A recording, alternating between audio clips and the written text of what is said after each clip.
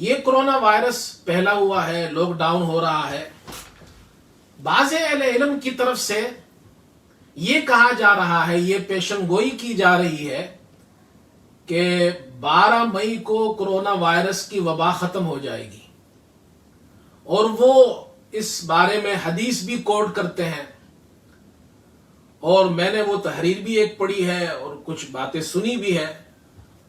تو وہ دو حدیث کا حوالہ دیتے ہیں۔ ایک حدیث مسند امام اعظم ابو حنیفہ رحمۃ اللہ علیہ کی جو مسند ہے اس کا حوالہ دیتے ہیں، جس میں روایت آتی ہے کہ جب ثریا ستارہ طلوع ہوگا تو شہروں کے اندر جو بیماری ہوگی وہ بیماری اٹھا لی جائے گی، اللہ تعالیٰ اس بیماری کو ختم کر دے گا۔ اور دوسری حدیث عبداللہ ابن عمر رضی اللہ عنہ کی ہے، اس کا حوالہ پیش کیا جاتا ہے کہ عثمان بن عبداللہ یہ فرماتے ہیں کہ میں نے عبداللہ ابن عمر رضی اللہ عنہما سے یہ پوچھا پھلوں کی خرید و فروخت کے بارے میں، تو عبداللہ ابن عمر رضی اللہ عنہ نے فرمایا کہ اللہ کے رسول صلی اللہ علیہ وسلم نے آفت اور بیماری کے وقت پھلوں کی خرید و فروخت سے منع فرمایا کہ جب بیماری ہو تو اس وقت پھلوں کو خرید و فروخت مت کرو یہاں تک کہ وہ بیماری ختم ہو جائے۔ تو انہوں نے پوچھا کہ یہ کب ممکن ہوگا، یہ بیماری کب ختم ہوگی؟ تو فرمایا کہ جب ثریا ستارہ طلوع ہوگا تو یہ بیماری ختم ہو جائے گی۔ اور وہ حضرات یہ کہہ رہے ہیں ان احادیث کو پیش کر کے کہ فلکیات کے لوگ یہ کہتے ہیں کہ 12 مئی کو ثریا ستارہ طلوع ہوگا، لہٰذا یہ بیماریاں، یہ وبائیں 12 مئی کو ختم ہو جائے گی۔ تو اس بارے میں یہ باتیں میں نے پہلے لکھ بھی دی تھی اپنے مضمون میں، اور میں دوبارہ خلاصتاً عرض بھی کر دیتا ہوں کہ اس بارے میں چند باتیں ذہن نشین کر لیجئے۔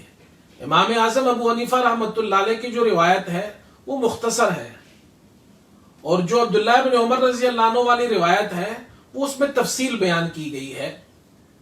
اب اس میں پہلی بات تو یہ سمجھنے کی ہے کہ آپ صلی اللہ علیہ وسلم نے جس بیماری کا ذکر کیا ہے، اس بیماری کا تعلق انسانی بیماری سے نہیں ہے، اس کا تعلق پھلوں کی بیماری سے ہے۔ پھلوں کے اندر جب بیماری ہو اس وقت اس کو خرید و فروخت سے منع کیا گیا ہے۔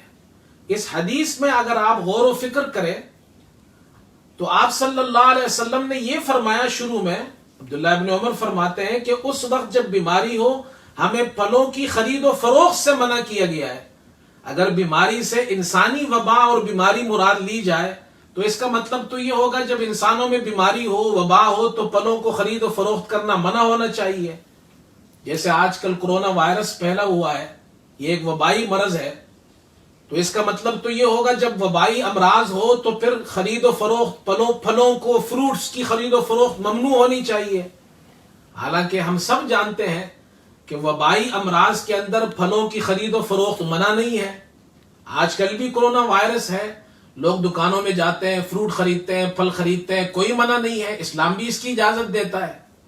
تو سوال یہ پیدا ہوتا ہے کہ جب بیماری ہو تو خرید و فروخت پھلوں کی منع کی گئی ہے، اس سے انسانی بیماری مراد نہیں ہے، اس سے پھلوں کی بیماری مراد ہے۔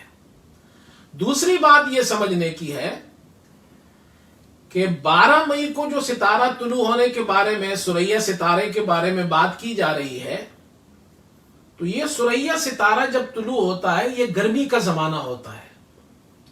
آپ صلی اللہ علیہ وسلم کے زمانے میں بھی گرمیاں آتی تھی، دوسرے شہروں میں بھی آتی ہے گرمیاں، اور اس زمانے سے پہلے پھلوں کے پکنے کا زمانہ ہوتا ہے، درختوں پر پھل نمودار ہوتے ہیں، ظاہر ہوتے ہیں۔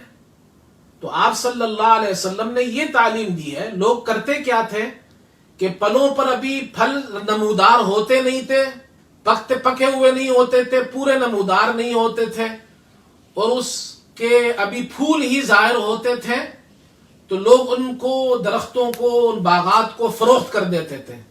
بعد میں جھگڑے پیدا ہوتے تھے کیونکہ ان پھلوں کو، وہ جو پھول ہوتے تھے ابھی پھل نہیں بنے ہوتے تھے، کیڑے لگ جاتے تھے، نقصان ہوتا تھا۔